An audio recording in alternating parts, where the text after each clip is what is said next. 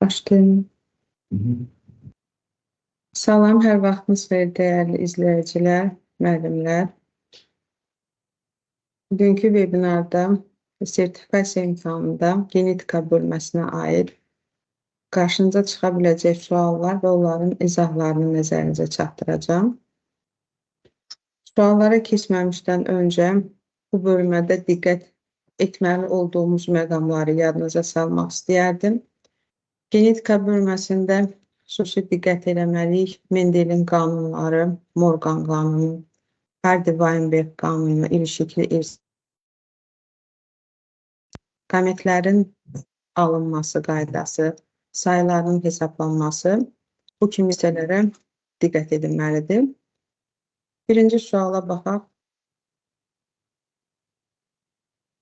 Birinci sualda toxumların rənginə görə heterozigot noxud bitkilərinin çarpazlaşdırılması nəticəsində birinci nəsildə genotipə görə hansı nisbətdə parçalanma baş verəcəkdir? Məsələnin şərtinə baxdıqda toxumların rənginə görə, yəni burada bir əlamətdən gedir söhbət, deməli bu monohibrid çarpazlaşdırılması olan bir məsələdir və genotipi bizə verilib, heterozigot genotipidir. Məsələni həll etmək üçün şərtə əsasən valideyn formaların genotipi heterozigot vəziyyətdir. Bir daha deyirəm, monohibrid çarpazlaşmadır. Çarpazlaşdırma aparırıq və genotipə görə alınan nəslə baxırıq. Bir dənə dominant homozigot, iki dənə heterozigot, bir dənə resessiv homozigot fərdlər alınmışdır. Yəni, Penni cədvəlində də bu şəkildə də həll edə bilərik, belə də həll edə bilərik və beləliklə bu tapşırığımızın, məsələmizin cavabı olacaq B variantı, hansı ki genotip bizdən soruşulur. Genotip nisbəti burada olur 1-in, 2-nin 1-ə nisbətində. Digər məsələyə diqqət edirik. Verilmiş orqanizmləri qametlərin növ sayının artması ardıcılığı ilə düzgün verilmiş variantı müəyyən edin. Genlər ilişikli deyil. Ümumiyyətlə, genetika bölməsində bir daha deyirəm, qametlərin sayının alınması, Penni cədvəlinin qurulması, bu kimi hissələrə diqqət edilməlidir. Və burada belə tip tapşırıqlarda bizdə genlərin sayı deyil, əsasən qametlərin sayına təsir edəcək heterozigotların sayına baxırıq. Və qametlərin sayını hesablamaq üçün biz 2 üslü N-dən istifadə edirik. Hansı ki, N burada valideyn fərdlərdə heterozigotların sayını bildirir. Bir rəqəmi ilə işarələnmiş fərdin genotipinə baxırıq burada. Birinci əlamətə görə heterozigotluq, ikinci əlamətə görə heterozigotluq, üçüncü əlamət isə homozigot vəziyyətdədir. Yəni, heterozigot qrupların sayı burada 2-dir. Ona görə də məhz bu fərdin hazırladığı qametlərin növ sayı 2 üstü 2 ilə tapılır və eləyir 4 növ qamet. Yəni, qametləri aldıqda biz baxmalıyıq, diqqət etməliyik ki, mütləq qametdən bir daha təkrarlanmasın. Yəni, hər qamet almış oluruq və beləliklə bir rəqəmi ilə işarələnmiş fərdin qametlərinin sayı 4-dür. 2-yə baxırıq, burada birinci əlamətə görə heterozigotluq var, digər əlamətlərə görə isə homozigotdur. Yəni, bu fərdin hazırladığı qametlərin növ sayını 2 üstü 1 ilə tapırıq, yəni maksimum 2 növ qamet hazırlanmış olacaq. Üçüncü fərdə baxırıq, burada heterozigot qrupların sayı həm A, həm B, həm D genlərinə görə heterozigotluq mövcuddur. Yəni, 2 üstü 3, 8 növ qamet hazırlanmış olacaq. Dördüncü fərdə isə burada ümumiyyətlə heterozigotluq yoxdur. Ona görə də yalnız bir növ qamet hazırlanmış olacaq. Məsələnin şərtində isə bizdən qametlərin növ sayının artması ardıcılığı soruşulur. Burada 4 rəqəmi ilə işarələnmiş fərddə bir növ qametdir. Birinci bunu qeyd edirik. 2 ilə işarələnmiş 2 növ qametdir. 1 ilə işarələnmiş 4 növ qametdir. Və ən nəhayət, ən çox qametlərin növ sayı olan 3-dür ki, sonda 3-ü götürürük. Cavab eləyir məhz C variantı.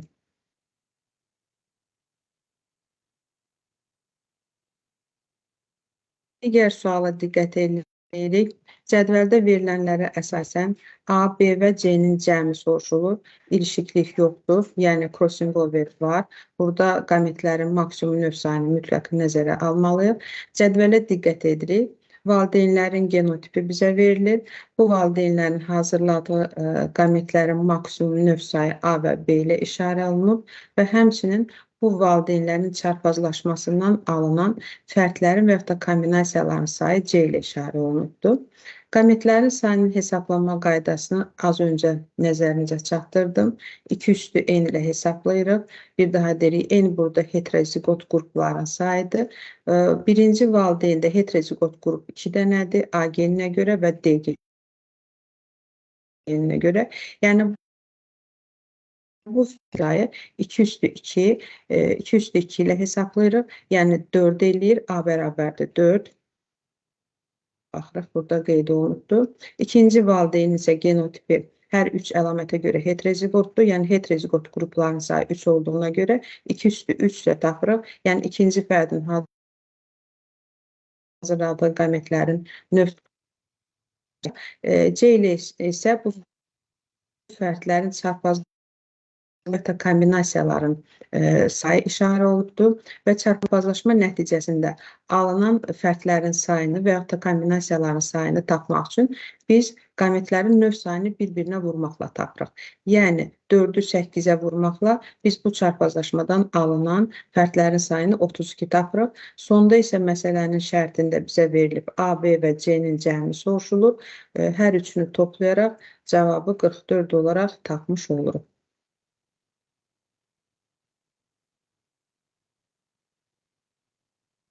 Dördüncü tapşırıq Pennet cədvəli əsasında qurulmuş bir tapşırıqdır.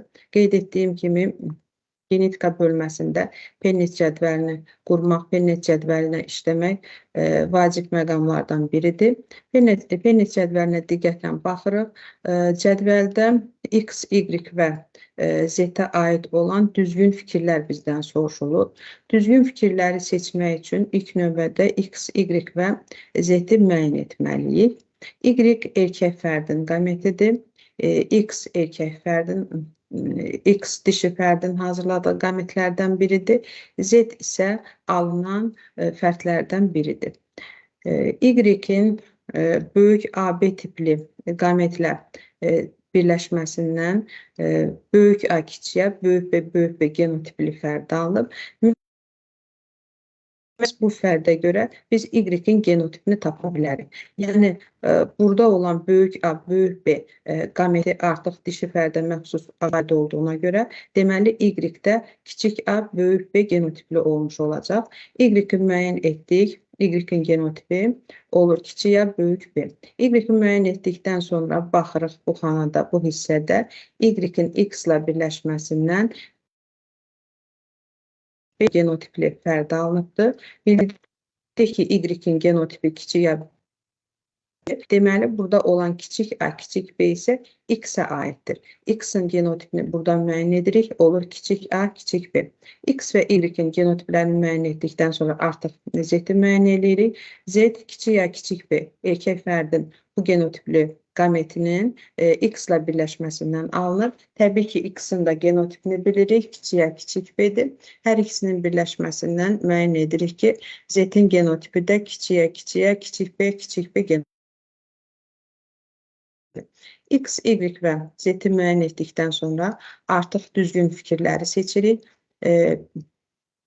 Bir də X hər iki əlamətə görə resirsivdir. X-ə baxırıq, X-in genotipi kiçik A, kiçik B-dir. Deməli, birinci fikir doğrudur. İkinci fikrə baxırıq. Y, X ilə eyni genotipə malikdir.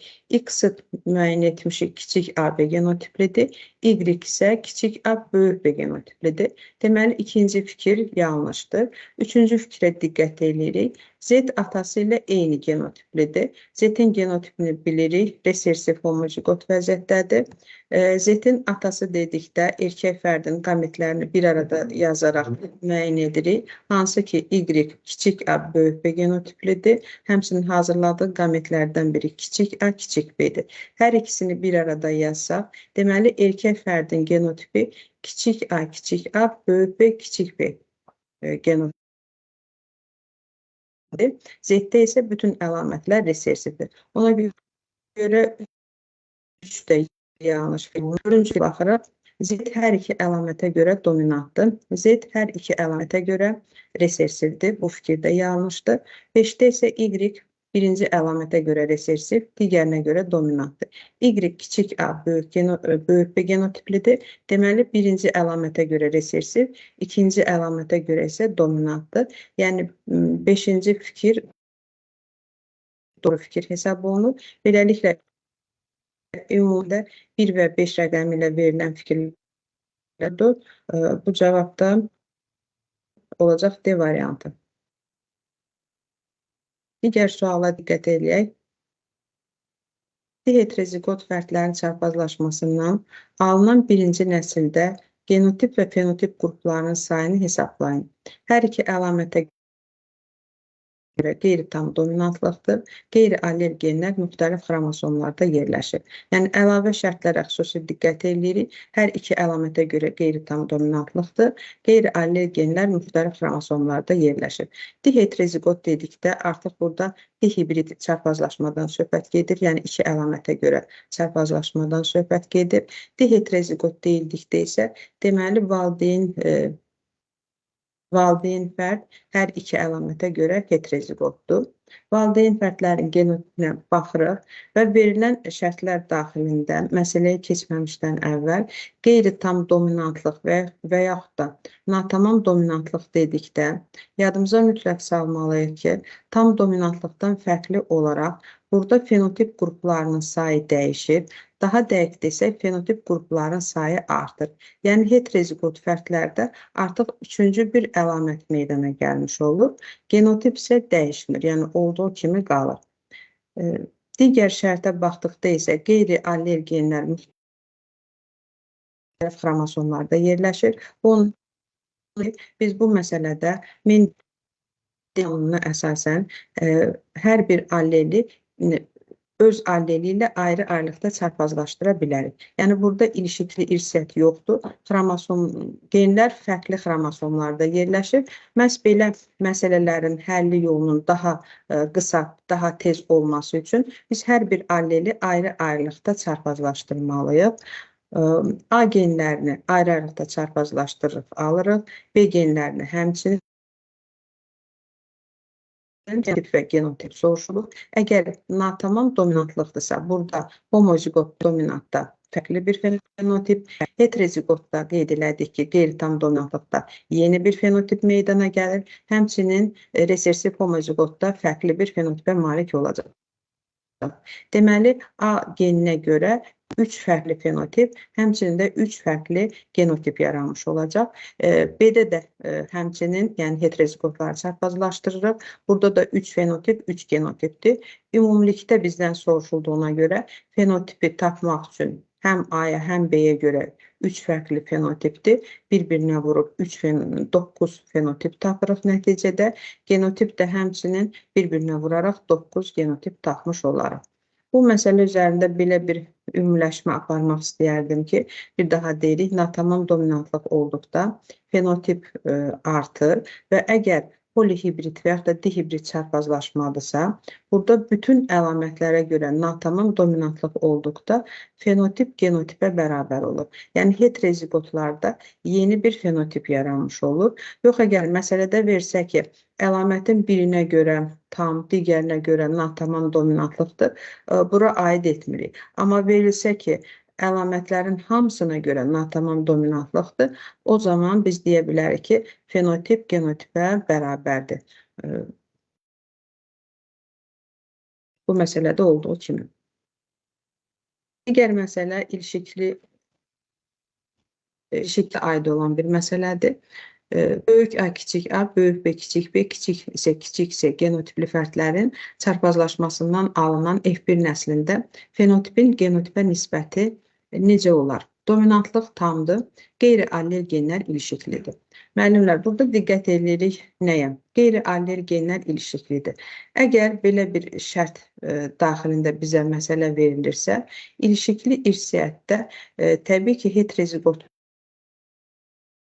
yoxdursa bir, heteroziqotluq varsa, yəni artıq sayından 5 dənə, 10 dənə, yəni ilişikli irsiyyətdə maksimum qamet sayı 2 dənə olur. Qeyri-allergenlərin hamısı ilişikli olursa, biz deyirik maksimum 2, minimum 1 qamet hazırlanır. Ona görə də ilişikli irsiyyət verildikdə bizim üçün ən qısa, ən asan yol elə Pennet cədvəlini qurmaq və yaxud da qametləri alıb birbaşa çarpazlaşmanı aparıb məsələni həll etməkdir. Burada bir daha valideyn qrupları qeyd eləmişəm. Baxırıq, eyni xromosom üzərində qeyri-allergenlər ilişiklidir. Yəni, bu o deməkdir ki, crossing over yoxdur. Bu fərdin hazırladığı qametlər crossing oversiz qametlər olacaq. Heteroziqotluq olduğuna görə maksimum 2 növ qamet hazırlayır. İstər belə üzərində, istərsə də Pennet cədvəli qurmaqla bu tip məsələləri həll edə bilərik. Yəni, hər biri heteroziqotluq var, 2 növ qamet verir. Bunları birləşdiririk və nəticədə baxırıq fenotip və genotip qruplarının sayına. Əgər dominantlıq tamdırsa, birinci və ikinci əlamətə görə dominant olan fərdlər, baxırsınız, birinci fərd, ikinci, hər ikisində böyük A, böyük B var. Həmçinin bu fərddə də böyük A, böyük B var. Şeyə görə hamısında resessivdir. Deməli, bu 3 fərdin 3-ü də fenotipcə eyni olacaq. Digər resessiv homozigot fərddə isə fərd sayı olacaq 2. Genotiplarına gəldikdə isə Pennet cədvəli üzərində baxırıq. 2 əlamətə görə homozigot dominant, sonuncu əlamətə görə homozigot resessiv 1 dənə, 2 əlamətə görə heterozigot olanlar 2 dənə, resessiv homozigotlar isə 1 dənə. Yəni, genotip qruplarımızın sayı 3-dür, fenotip qruplarımızın sayı 2-dir. Ümumilikdə fenotipin genotipə olan nisbəti olacaq 2-nin 3-ə olan nisbəti.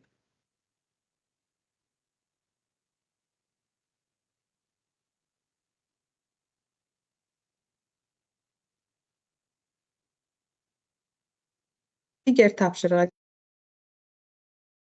tələb olunur. Eyler-Venn diaqramında verilən fərdlərə baxaq. İlişikli gen qruplarının sayı 8 olan diploid orqanizm, ilişikli gen qruplarının sayı 12 olan diploid orqanizm. İlişikli gen qruplarının sayı dedikdə nəyi yadımıza salırıq? Xromosom nəzəriyyəsini. Xromosom nəzəriyyəsinə əsasən hər bir canlının ilişikli gen qruplarının sayı onun haploid xromosom sayına bərabərdir. Yəni, bu Eyler-Venn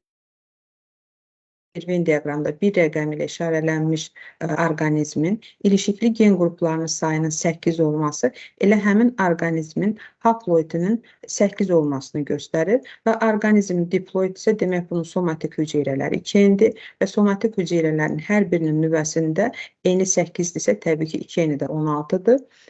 Somatik hüceyrələrin hər birinin nüvəsində 16 xromosom olacaq. İkinci fərddə ilişikli gen qruplarının sayı 12-dir, yəni haploid xromosom yığımı 12-dir, diploid xromosom yığımı da təbii ki, olacaq 24. Bunları müəyyən etdikdən sonra baxırıq, Eyler-Venn diaqramını tamamlamaq üçün bizə verilən fikirlərə diqqət edirik. A-da somatik hüceyrəsinin nüvəsində 22 atosom xromosom olar. Somatik nüvəsində xromosom yığımı 2N-dən ikisi cinsi, yerdə qalanları isə olur atosom. Verilən fərdlərdən birinci fərdin 2N 16, digər fərdin 2N 24-dür. Atosom dediyinə görə 24-dən 2, yəni cinsi xromosomlar çıxdıqda 22 qalır. Deməli, bu fikir Venn diaqramında verilən ikinci fərdə, yəni 3 rəqəmi ilə işarə olunmuş fərdə aid olan bir fikirdir. B-yə baxırıq, zigotunda 16 xromosom olar. Zigotun xromosom yığımı bildiyimiz kimi 2N-dir. Deməli, bu fikir birinci fərdə aiddir. C variantında qametləri saf olar. Saf qametlər nə deməkdir? Diploid orqanizmləri saf olur. Yəni, haploid. O da bir sözlə desək, saf qamet diploid xromosom yığımına malik olan qametlər nəzərdə tutulur. Yəni, o qametlər ki, burada allel genlər cütü olmur. Hər alleldən birdən olur. Və ümumiləşmə aparsaq, diploid orqanizmlərin qametləri saf olur. Poliploid, tetraploid, heksaploid fərdlərin qametləri isə saf olmur. Burada isə verilən hər iki orqanizm diploid olduğuna görə məhz qametlərin saflığını hər ikisinə aid edə bilərik. Yəni, mərkəzi hissəyə yaza bilərik. Yumurta hüceyrəsində bir cinsi xromosom olar. Bir cinsi xromosom yumurta hüceyrənin haploid xromosom yığınına malik olmasını bildirir. Verilən fərqlərin hər ikisi diploid orqanizmdir. Diploid orqanizmlərində yumurta hüceyrələri haploid olur. Yəni bu fikri də Euler-Venn diaqramında mərkəzi hissəyə qeyd edə bilərik. Somatik hüceyrəsinin nüvəsində 16 xromosom olar, yəni diploid xromosom yığımı 16 olar. Birinci fərdə aid olan bir fikirdir. Qametləri allel genlərə malik olar. Qametlərin allel genlərə malik olması üçün ən azı qametin xromosom yığımının 2 olması lazımdır. Burada isə verilən fərqlərin hər ikisi diploid orqanizmdir. Yəni bunların qametləri haploid. Bu fikir heç birinə aid edilmir. Atosom xromosomların sayı cinsi xromosomların sayından 11 dəfə çox olar. Zigotun xromosom yığımı 2n olur. 2n olduqda bu xromosomlardan ikisi cinsi, digərləri atosom olur. Əgər atosomların sayı cinsi xromosomların sayından 11 dəfə çoxdursa, yəni 11-i 2-yə vurmaqla atosomun sayını tapırıq, 22 eləyir. 22 atosomda bildiyimiz kimi məhz burada 3 rəqəmindən işarələnmiş fərdə aiddir. Yəni Euler-Venn diaqramının bu hissəsini qeyd edirik və cavab olur burada A variantı.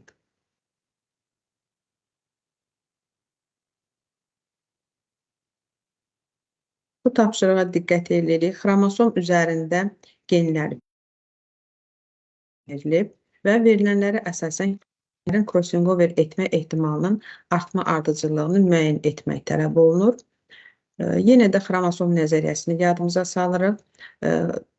Eyni xromosom üzərində qeyri-allel genlər arasında məsafə artdıqca onların crossover etmə ehtimalı da artır. Yəni bir-birindən ən uzaq olan genlərin crossover etmə ehtimalı bir o qədər çoxdur. Ona görə artma ardıcılığı dediyinə görə biz ən yaxından başlayırıq. Çünki ən yaxın olanda onlarda ilişiklik daha çoxalır. Crossover etmə ehtimalı azalır. Verilənlər içərisindən B ilə C bir-birinə ən yaxın genlərdir. Bir qədər uzaq olan baxırıq. Deməli, burada bir qədər uzaq olan B ilə D-dir. Biraz da uzaq olan A ilə D-dir.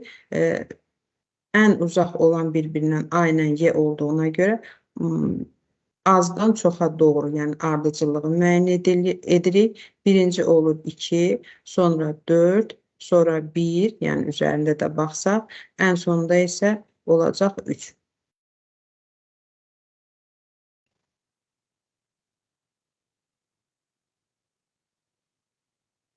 Digər bir tapşırıq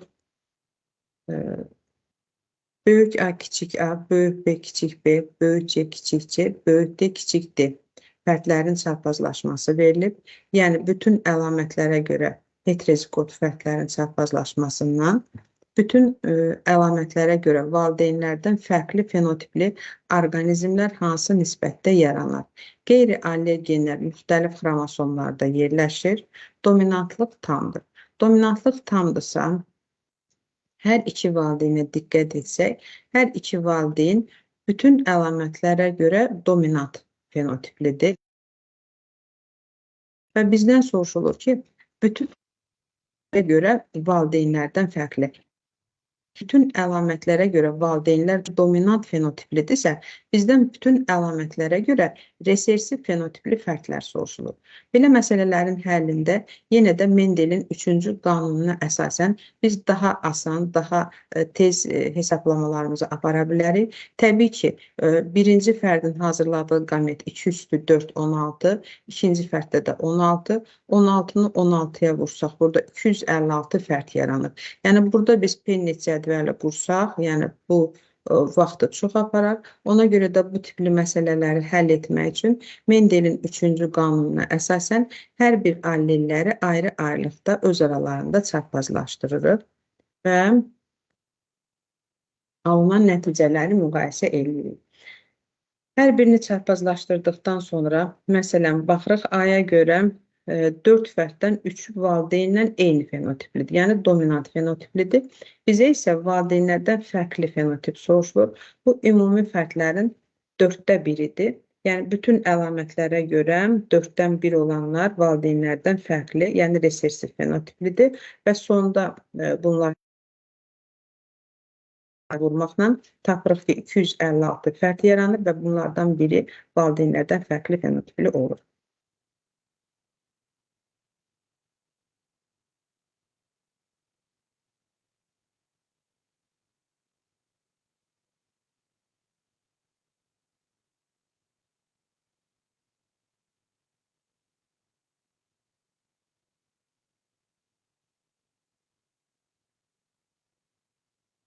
Digər tapşırığa baxırıq.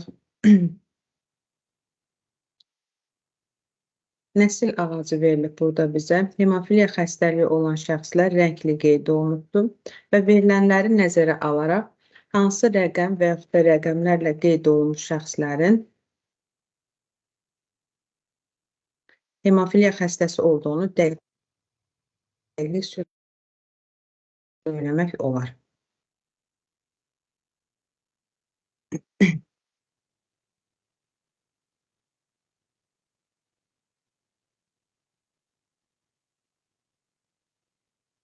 Bu tapşırıq ilişikli irsiyyətə aid olan bir tapşırıqdır. X xromosomu ilə ilişikli keçən genləri yadımıza salırıq. Bura aid edilir hemofiliya və daltonizm xəstəlikləri. Bu məsələdə isə məhz hemofiliya xəstəliyi verilibdir. Məsələni həll etmək üçün ilk öncə baxırıq, rəngli hissələrdə verilən fərdlərin genotipini müəyyən edirik. Hemofiliya xəstəliyi resessiv irsi keçən bir xəstəlikdir. X-la ilişikli keçir. Əgər bu, baxırıq, məsələnin şərtində məhz rəngli verilibsə, yəni kişilərdə X xromosomu bir dənə olduğuna görə artıq bir X xromosomunda, yəni resessiv gen düşdükdə artıq xəstəlik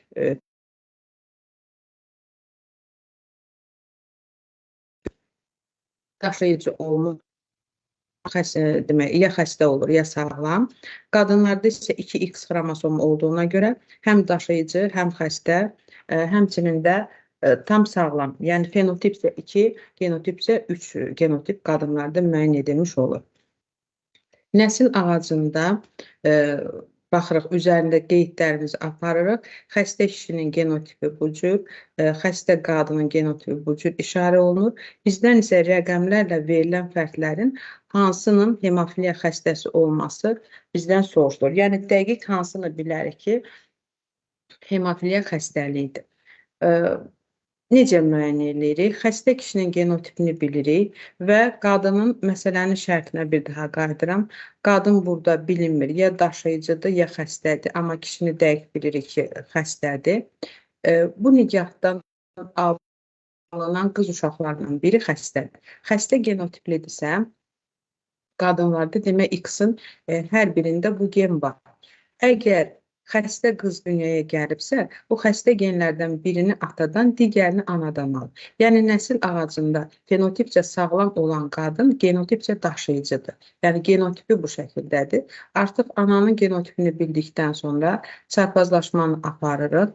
Deməli, bu nigahdan alınan qızın biri xəstədir.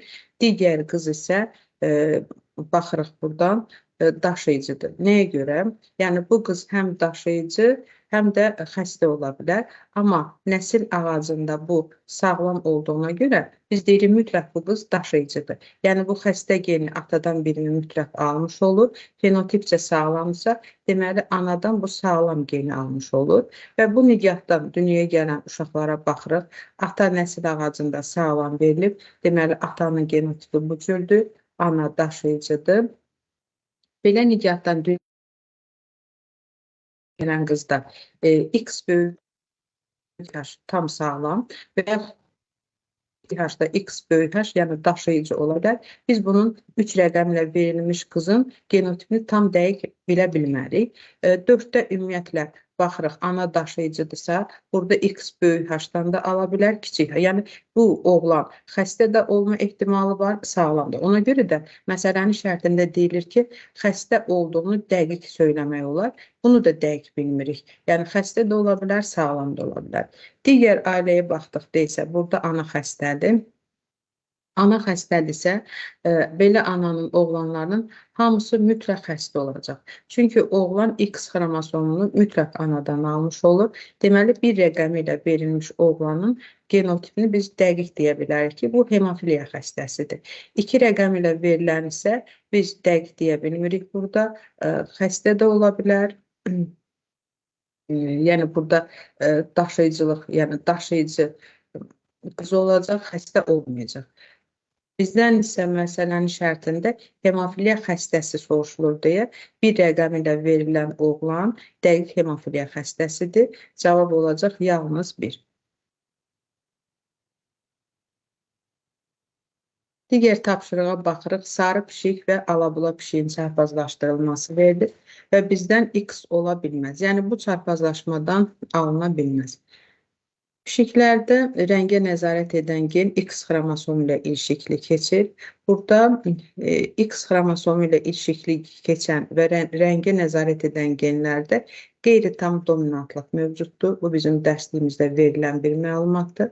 Natamam dominantlıq olduğuna görə böyük və böyük beylər qara, kiçik və sarı, böyük və kiçik bir yerə düşdükdə isə alabula olur. X da ilişikli keçdiyinə görə məsələn, erkək fərdlərdə X böyük və Y olanda deyirik bu qara pişik olur. X kiçik və Y olanda bu sarı pişikdir. Alabula olması üçün bunun ikisinin bir arada, yəni 2 dənə X xromosomu olmalıdır. Erkək fərdlərdə isə pişik bildiyimiz kimi məməlilər sinfinə aiddir. Məməlilər sinfində erkək fərdlərində cinsiyyət xromosomları X, Y olur. Yəni 2 dənə X bir arada olmadığına görə alabula erkək fərdlər mövcud olmur. Məsələnin şərtinə qayıdıram. Ən artıq biz görəndə bilirik ki, alabula rəngli pişikdirsə, deməli bu dişi pişikdir. Və digər sarı isə erkək pişikdir. Artıq valideynlərin genotipini müəyyən etdik. Erkək pişik sarıdır, dişi pişik alabuladır. Çarpazlaşma aparırıq. Deməli, bu çarpazlaşmadan alabula dişi, qara erkək, sarı dişi, sarı erkək fərdlər alına bilər. Və X-in yerində ola bilməz qara dişi pişik. Yəni, digər hamısı alınır. Burada ola bilməz məhz qara dişi pişik. Digər tapşırığa diqqət edirik. Uyğunluğu müəyyən edin. Burada dovşanların çarpazlaşması və bu çarpazlaşmadan alınan fərdlər bizə verilibdir. Və uyğunluğu müəyyən etmək üçün 1 və 2 rəqəmlərinə uyğun genotipləri müəyyən etməliyik. Əlavə olaraq epistaz mövcud olduğu burada qeyd olunubdur. Epistaz nədir? Epistaz qeyri-allergenlərin qarşılıqlı təsiridir. Hansı ki, burada dovşanlarda pigmentə təsir edən gen böyükcə ilə işarə olunur və bu genin təsir qüvvəsini zəiflədən gen isə böyük A geni olur. Yəni, 2 qeyri-allergenin qarşılıqlı təsiri nəticəsində dovşanlarda rəng müəyyən olunur. Uyğunluğu müəyyən eləmək üçün əvvəlcə valideyn fərdlərin genotipini müəyyən etməliyik və valideyn fərdlərin genotipini necə müəyyən edilir? Epistazda qeyd etdiyimiz kimi, əgər boz rəngli dovşandırsa, deməli mütləq burada böyük S geni var. Boz rəngdədirsə, deməli pigment var və bu pigmentin qarşısını alan, zəiflədən böyük A geni də var. Yəni, boz rəngli dovşanın genotipini ilk olaraq biz böyük S yanını boş saxlayıb, böyük A yazıb, yenə də yanını boş saxlaya bilərik. Digər valideyn fərd isə ağ rəngdədir, yəni burada pigment yoxdur. Pigment yoxdursa, yəni burada böyük S geninin olması mümkün deyil, kiçik S'ləri yazırıq və alınan fərdlərə baxaraq artıq valideynlərin digər genlərini müəyyən etmək olar. Bu çarpazlaşmadan qara rəngli dovşan alınıb. Qara rəngdə isə mütləq burada böyük S geni var. Baxırsınız, digərini boş qoymuşam. Burada böyük S də ola bilər, kiçik S də ola bilər. Amma qara rənglidirsə, dəqiq bilirik ki, burada bu S geninin təsirini zəiflədən böyük A geni yoxdur. Yəni, kiçik A, kiçik A-dır. Boz rəngli dovşandırsa, burada mütləq böyük S, böyük A var, digərləri fərqli ola bilər. Ağ rənglidirsə, burada böyük S geninə rast gəlməsi mümkün deyil, kiçik S-dir, alar isə fərq etmir. Alınan balaların genotipinə əsasən biz valideynlərin genotipini müəyyən edirik. Əgər qara rəngli dovşan alınıbsa, burada qeyd elədik ki, böyük S geninin təsirini zəiflədən böyük A geni yoxdur, kiçik A-lardır və birini atadan, birini anadan almış olur. Yəni bu kiçik A-ların biri boz dovşana, digəri isə ağ dovşana düşmüş olur. Yəni az öncə qeyd elədik ki, bozdursa burada mütləq böyük S var, böyük A var. A-nın yanını boş saxlamışdıq. Artıq qara rəngli dovşanı gördükdən sonra deyir bu kiçik A-nın biri buradadır, digəri isə digər valideynin aldığı gendir. Ağ rəngli dovşanın alınması isə onu göstərir ki, burada kiçik isə kiçik S-dir. Yenə də bunun birini boz dovşandan, bir valideyndən, digərini isə digər valideyndən almış olduğunu göstərir və beləliklə biz boz dovşanın genotipini tam dəqiq bilirik ki, diheterozigot vəziyyətdədir. Bir daha deyirəm, bozdursa böyük S-də var, böyük A-da var. İkinci S geninin burada olmasını, baxın, ağ dovşanın alınması göstərir ki, burada kiçik S, kiçik S-dir, birini bundan digərini isə bu valideyndən götürüb. Artıq belə bir fərdin alınması da göstərir ki, kiçik A geninin birini boz dovşandan, digərini ağ dovşandan alır. Beləliklə, boz dovşanın genotipini tam dəqiqliklə bilirik, diheterozigotdur. Ağ dovşan isə genotipi həm homozigot resessiv, həmçinin də kiçik, böyük, kiçiyə genotipli ola bilər. Bunlara əsasən uyğunluğu müəyyən edirik. Birinci fərd dedik, diheterozigotdur. Yəni S uyğun gəlir. İkinci fərd isə həm homozigot resessiv, həmçinin də ikinci əlamətə görə heterozigot formada ola bilər.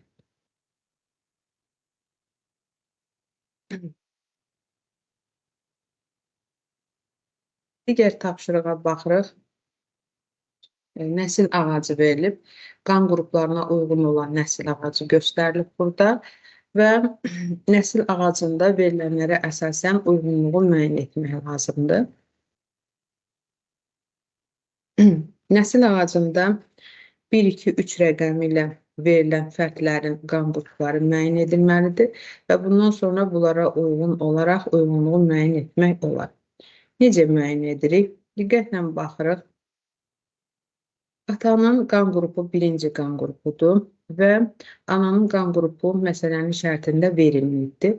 Amma alınan övladlar içərisində baxırıq, A0 alınıbsa, 0-ı atadan alıb, deməli A anadan gəlib.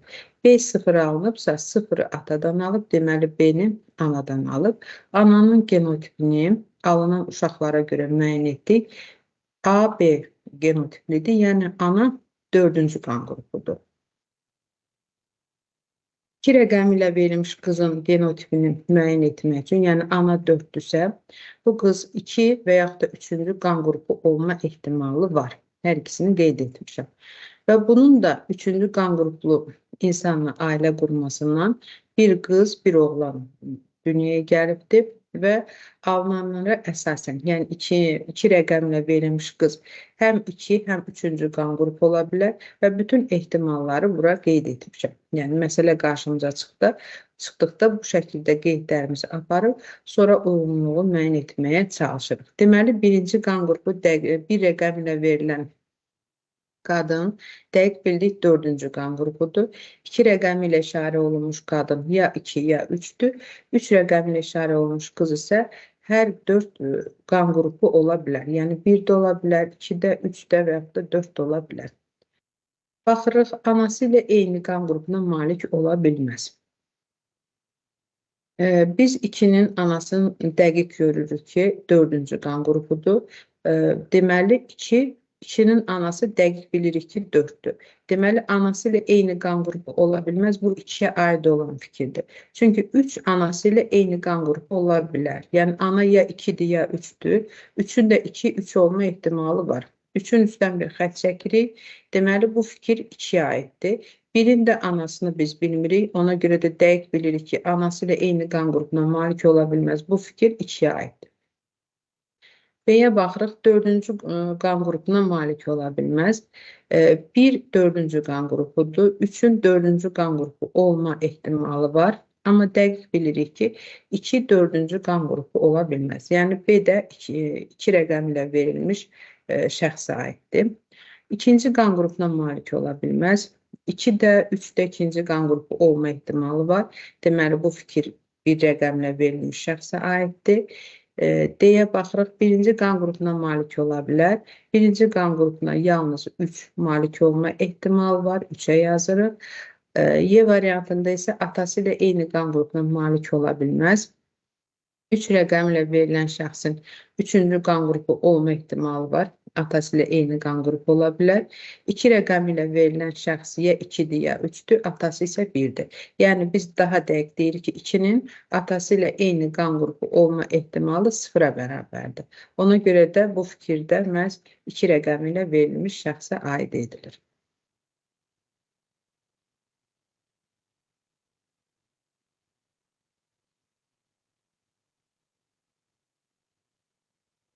Digər tapşırığa baxırıq. Belə bir çarpazlaşma verilir. Kiçik A, kiçik A, böyük B, kiçik B, böyük C, kiçik C, kiçik D, kiçik D, böyük E, kiçik E. Çarpazlaşdırılıb böyük A, kiçik A, kiçik B, kiçik B, kiçik C, kiçik C, böyük D, kiçik D, kiçik E, kiçik E genotipli fərqlə. Bizdən soruşulur ki, bu birinci nəsildə 128 fərddən neçəsi bütün əlamətlərə görə heterozigot olduğunu hesablayın. Qeyri-allel genlər müxtəlif xromosomlarda yerləşir. Yenə də müəllimlər baxırıq, burada Penni cədvəli qurmaq, yəni əlverişli hesab olunmur, daha çox vaxt aparar. Məhz bu səbəbdən Mendelin 3-cü qanununa əsasən ayrı-ayrılıqda hər bir allelləri çarpazlaşdırırıq və məsələnin şərtinə uyğun olan heterozigot fərdlərin sayılarını bir-birinə vururuq. Yəni, ümumi alınan fərdlərdən 2-dən biri heterozigotdur və tapırıq ki, 32 fərddən biri bütün əlamətlərə görə heterozigot olur. 128 fərddən isə 4-ü bütün əlamətlərə görə heterozigot olmuş olacaq.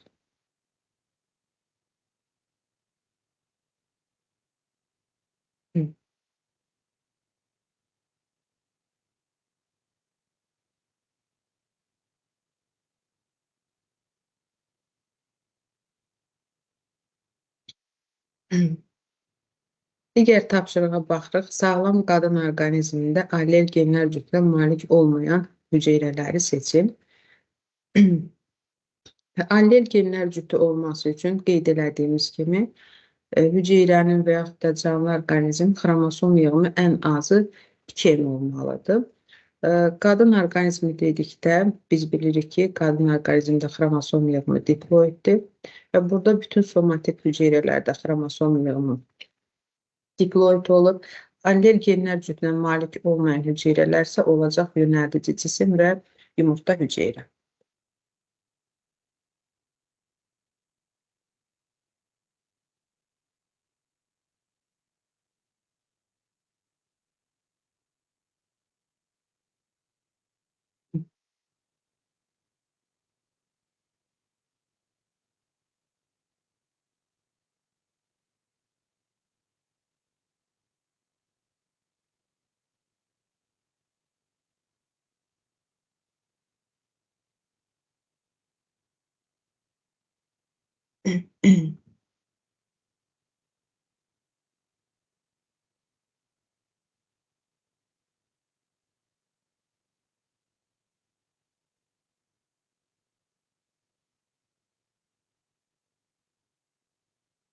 Digər məsələyə baxırıq. Hardy-Weinberg qanununa əsasən bir məsələdir.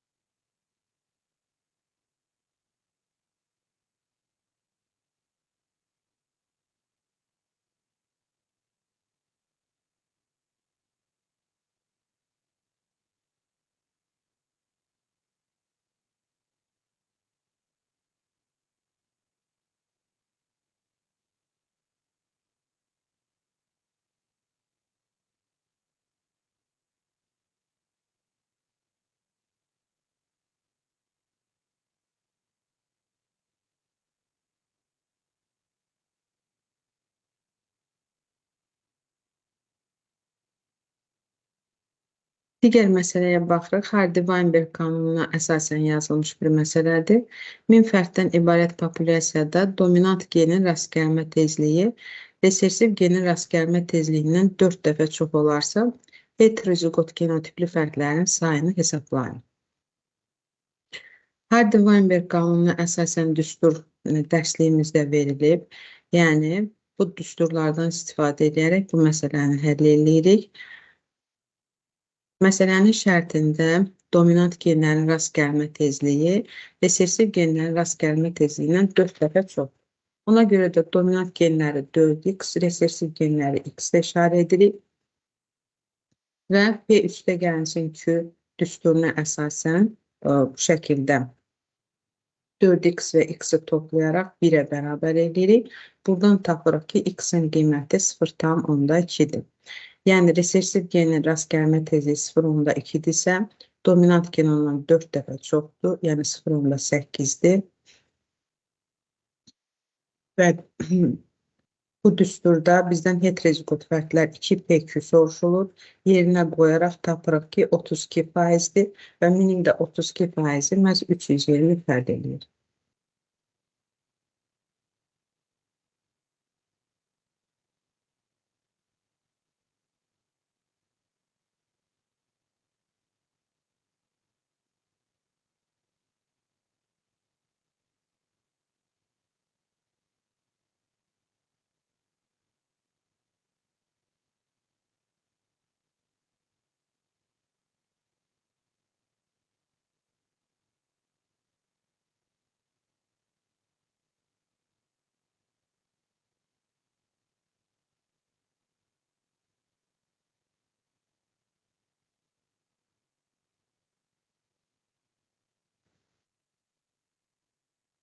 Düstura əsasən müəllimlər, bu düsturda heterozigot fərdlər bizdən soruşulduqda, demək 2PQ soruşulur bizdən. P-nin qiymətini biz tapdıq 0,8, Q-nin qiymətini tapdıq 0,2, 2PQ-nü buradan tapırıq 32%, 1000-in də 32%-i eləyir 320 fərd. Yəni, cavab eləyir A variantı.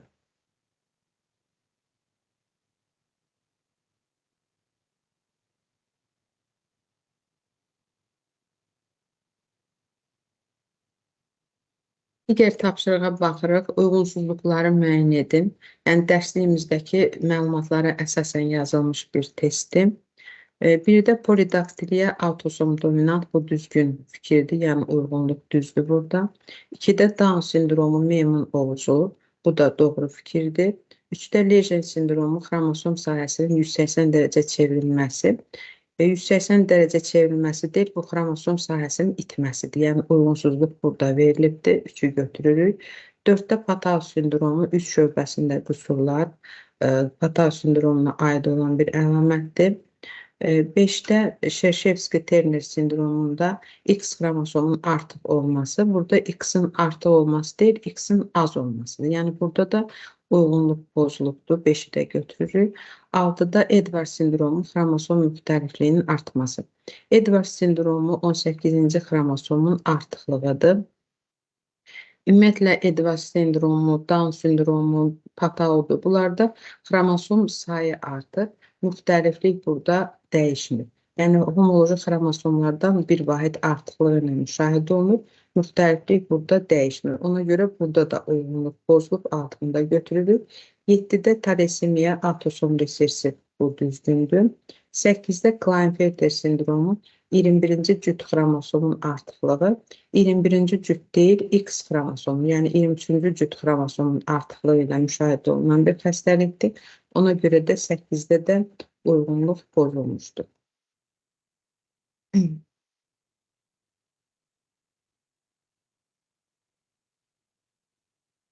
Tapşırıqlarımız bu qədər. Müəllimlər, ümid edirəm ki, webinarımız sizlər üçün faydalı oldu. Sertifikasiya imtahanında hər birinizə uğurlar arzu edirəm. Diqqətinizə görə təşəkkürlər.